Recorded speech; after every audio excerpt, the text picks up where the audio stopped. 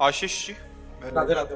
राधे राधे महाराज जी। महाराज जी, ऐसा माना जाता है कि जब आत्मा 84 लाख योनियों से होते हुए मनुष्य रूप धारण करती है तो उसे पूर्व जन्मों के पाप पुण्यों का भी भोग करना पड़ता है, परंतु हमें पाप पुण्य का भान नहीं होता। तो उन जन्मों के ये संचित कर्म हमें क्यों प्रभावित करते हैं? क्योंकि आप ही तो वो करता तो आप ही हो। 20 साल पहले आपने कत्ल किया, केस अब खुला तो जेल किसको होगी? आपको ही तो होगी।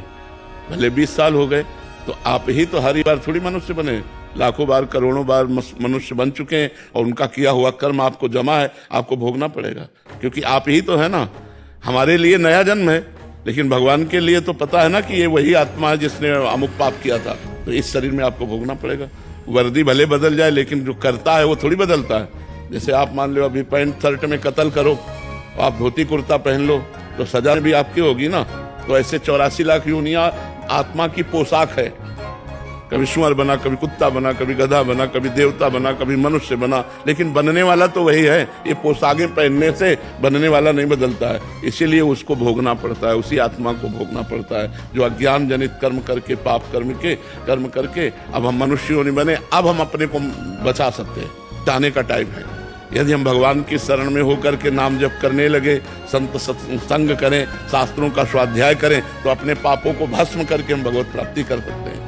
अभी चांस है। और अगर मनुष्य शरीर छूट गया फिर कोई चांस नहीं, फिर 84 लाख योनियों में भटकते रहो। फिर कभी अवसर भगवान देंगे, मनुष्य बनाएंगे, फिर सत्संग मिले तो फिर चांस मिलेगा। नहीं तो देखो, इतने बड़े भरत जी अपना राजपाट, संतान सुख, राज सुख सब छोड़कर गंडकी नदी के किनारे भगवान की प्राप्ति के लिए भजन कर रहे हैं। एक हिरन में आसक्ति हो गई तो अगला जन्म हिरन का हुआ कि नहीं हुआ?